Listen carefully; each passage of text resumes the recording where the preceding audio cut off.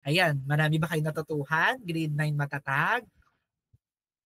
Ayan, kung marami kayong natutuhan, handa na ba uli kayo sa isa pa? Gawain.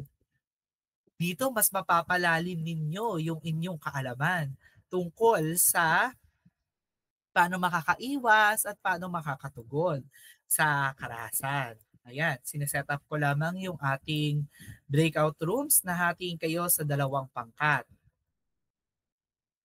Ayan. Ayan, nakahati na kayo sa dalawang pangkat. Saglit. Ayan. So papakita ko muna sa inyo kung ano yung dapat ninyong gawin. Ayan. So may i-share akong link sa inyo. Narito na ang sitwasyon 1, sitwasyon 2. Para sa breakout room 1, sasagutan nyo ang sitwasyon 1. At para sa breakout room 2, sasagutan nyo ang sitwasyon 2. Naintindihan ba?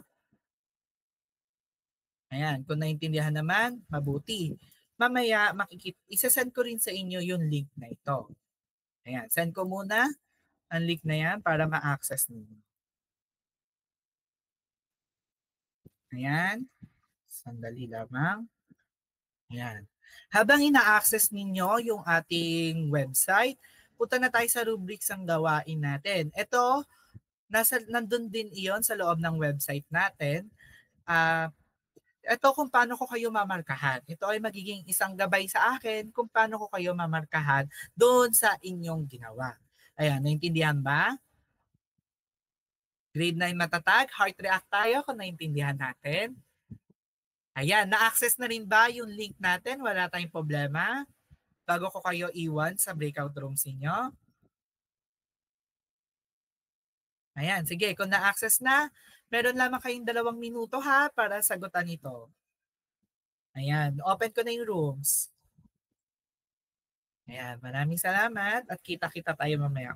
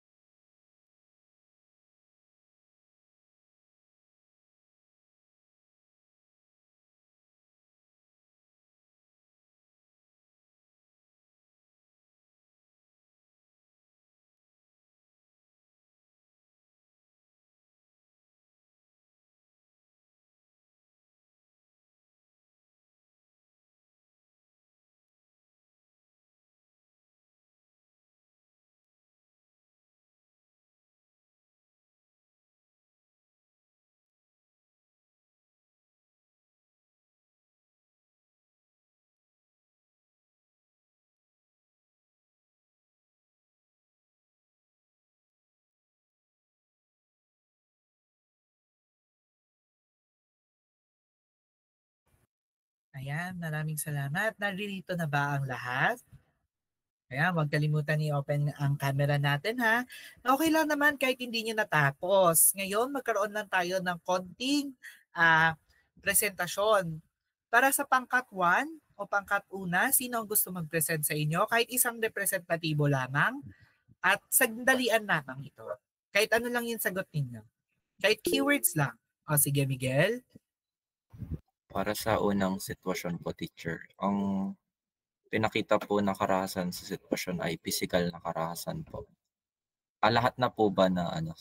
ipe-present?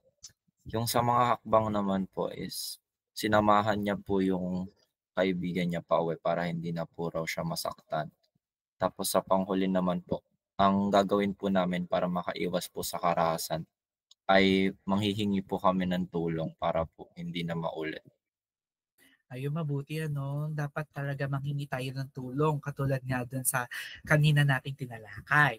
Ayan, para naman sa pangkat 2. Sino ang gustong mag-present? Sino-sino ang mga nasa pangkat 2? Raise hand po tayo. O nasa sitwasyon 2, mag-raise hand po. Ayan, sige. Eliza, sige Eliza.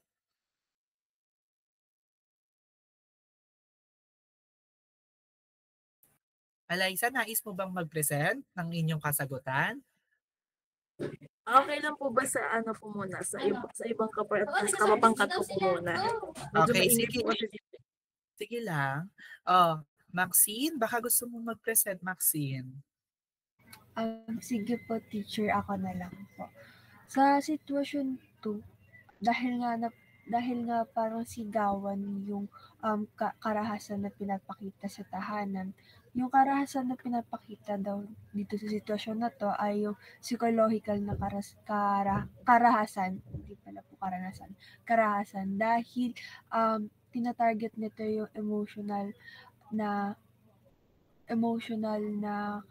tinatarget nito yung emotional ng yung emotion ng isang tao at kung saan syempre naaapektuhan din yung psychological well-being nila. Tapos sa ikalawang tanong naman po, yung mga hakbang na ginawa sa sitwasyon para maiwasan ang karahasan ay yung magkaroon ng bukas at mahinahon na pag-uusap o komunikasyon sa loob ng bahay at sa ating pamilya. At tiyakin natin din na yung kapatid natin ay nasa ligtas na espasyo bilang isang kapatid syempre. Tapos para sa amin, ano ang aming gagawin upang makaiwas sa karahasan sa loob at labas ng tahanan?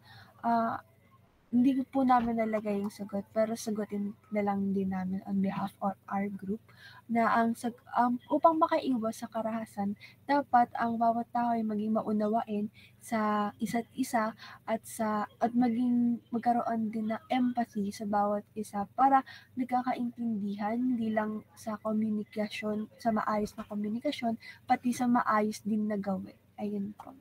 Ayan, mabuti. Ang gagaling ng mga sagot ninyo. Mukhang marami kayong natutuhan sa ating paksa o aralin kanina. At paano ninyo wastong maiiwasan ang karahasan sa loob at labas ng tahanan. Isang malaking palakpakan sa inyo. Ayan.